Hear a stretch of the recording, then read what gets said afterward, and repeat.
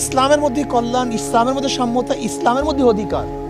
যদি ইসলাম প্রতিষ্ঠিত হয়ে যায় তাহলে সমস্ত মানুষ, শুধু মানুষ নয়, সেখানে জানোয়ারও শান্তিতে বসবাস করতে পারবে।